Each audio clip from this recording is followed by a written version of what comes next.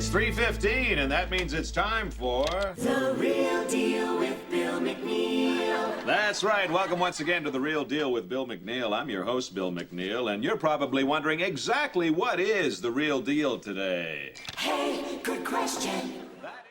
Welcome back to Thinking Critical. This is Wes, and we've got some comic industry news. Marvel Studios just kind of laid out a lot of their next movie projects.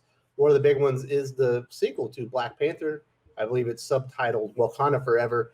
And Marvel Comics followed that up. Well, they haven't followed it up, but we have word that Marvel Comics is following that up with another Wakanda Forever titled comic book series. And here with me to talk about that is my good friend Perch from Comics by Perch. How you doing? I'm doing great. Yeah, thanks for having me on. Well, I'm glad you can make it. It feels like Black Panther should be one of the more important characters of Marvel Comics. Maybe not a tentpole. He should be kind of close to there. But they, I would say so. I think that the movie did well. I mean, it brought a lot of attention to the character. It's a legacy character that's been around forever. There's a lot of mythology and things you can do with him. I think you'll always struggle to get him to a Spider-Man level of sales and importance. But yeah, he should be in that kind of that top end of the comics he produced for sure. So last time they brought in a new writer on Black Panther, it was Ta Nehisi-Coates. Not exactly known for action storytelling or even comic books at the time. He was more of an essay writer or kind of opinion maker in the Atlantic and other publications. The first volume certainly expands the world of Wakanda and some of the lore. The Brian Stelfree's art is amazing. Felt like he tried to learn some lessons. Make the second volume, when I guess Black Panther goes to space, a little bit more action-oriented. It feels like it was a miss, but this time they're bringing another creator who's not exactly known as a comic book writer, although John Ridley has written comic books in the past. Are they missing the mark again here, Perch?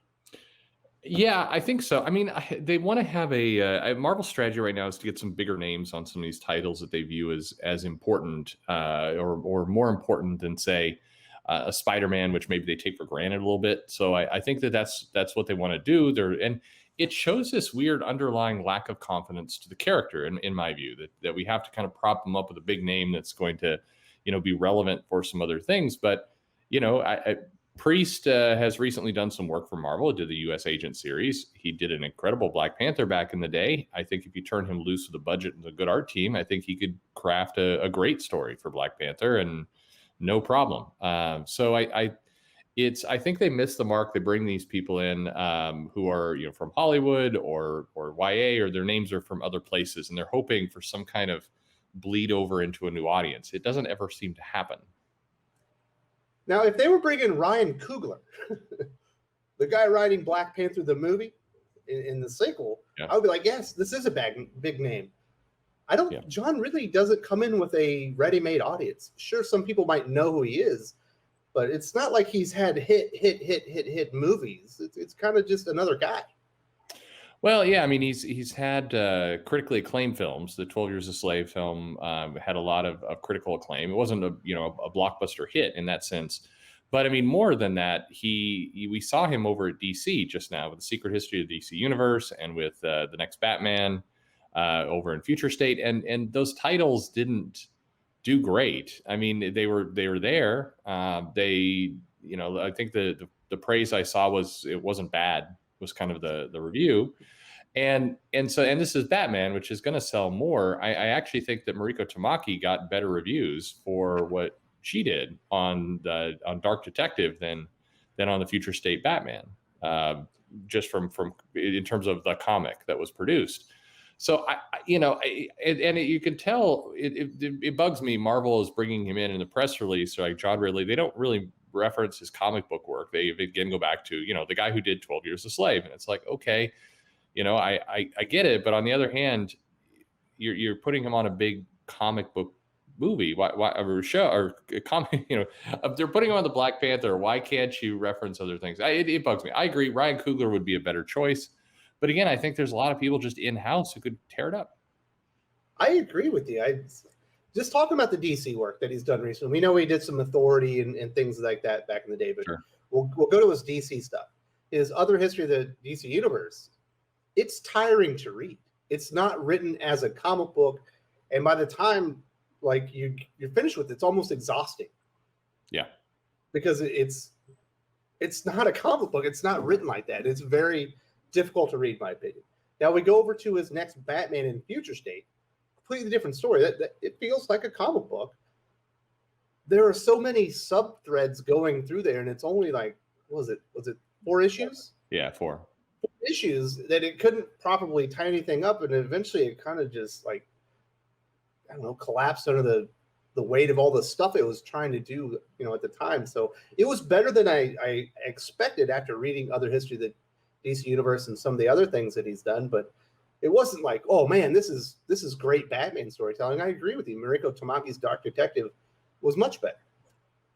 Yeah, it's and so I think the thing with Ryan Coogler and the Black Panther movie is that it had some big action sequences in it. It had some big character development. I mean, it was an enjoyable movie to watch. Now, I know some people can like it, some people can't, or won't. But it's certainly a world built Wakanda and all those areas. But it also had multiple scenes of action and multiple scenes of big conflict, and the whole dynamic between Killmonger and Black Panther was exciting to watch.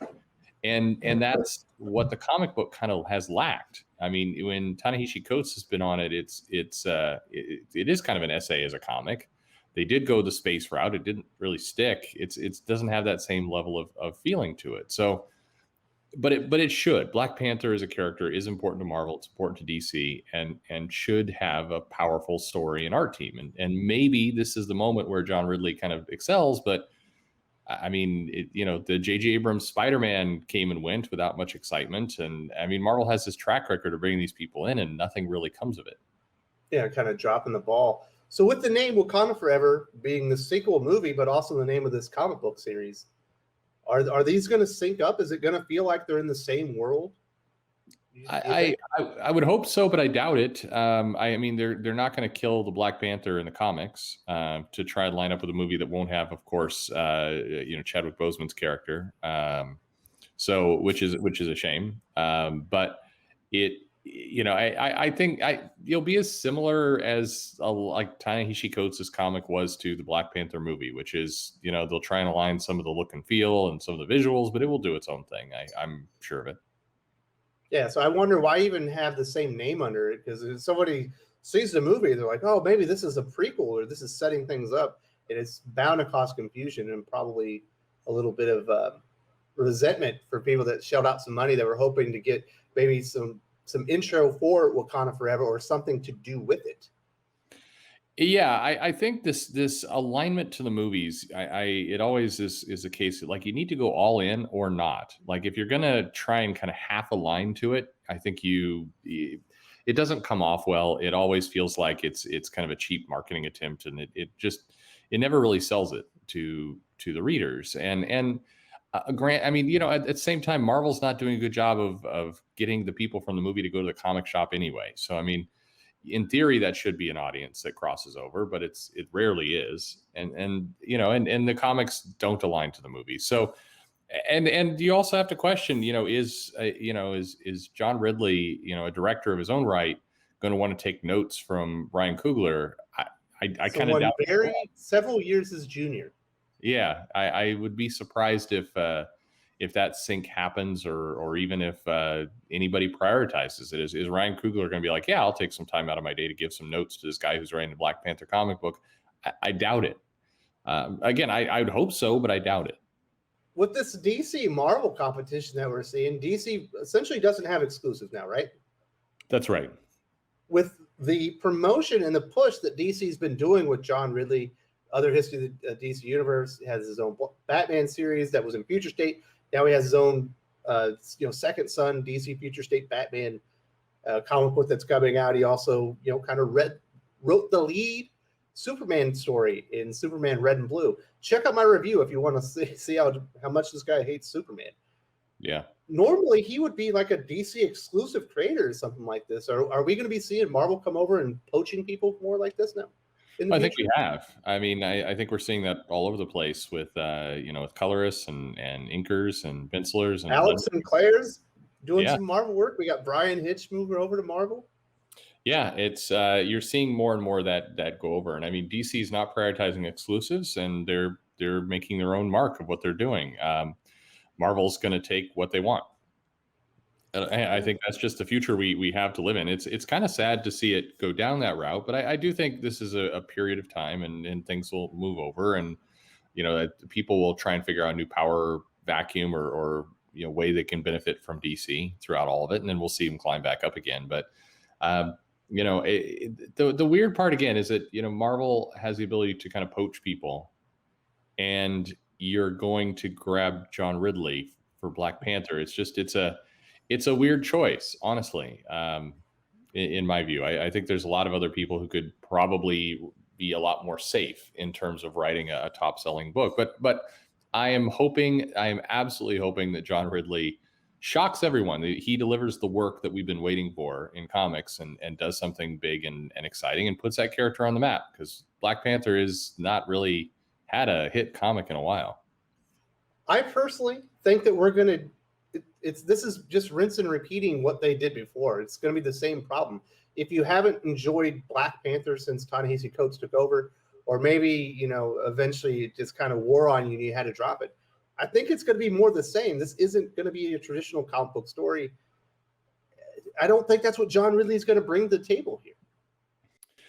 No, I'd be surprised. They're pairing him up reportedly with Juann Cabal, who has been doing Guardians of the Galaxy and has kind of a lighter style to the pencils as well, which, I'm going to be curious to see how that all fits everything. But, what people I think would be begging for with a Black Panther comic is just give us something that really shows off how awesome this character is, that make it, either a combination of kind of a spy kind of comic where he gets to do some intrigue and get to some kind of James Bond level action. Or, there's a million ways you could go with Black Panther. Just give us something where he is the star and we get to see him really cut loose and be a major character. That's all I ask. All right, so this will be my last question. Sure. We know a few years ago, Brian Hill did a Killmonger miniseries. Essentially, it was like the origins of Killmonger from the movie. Knocked it out of the park. It was one of the best miniseries I've read in a long time. I would go and recommend that to anybody. Absolutely. We had heard rumors that Marvel were eyeing perhaps Brian Hill to take over this Black Panther series. Were those rumors serious? Is Brian just not interested in comics anymore? Well, he's still doing some comic work. He's doing Chariot from it AWA? Yeah. Yeah, he's got a few things that he's doing, but I don't know.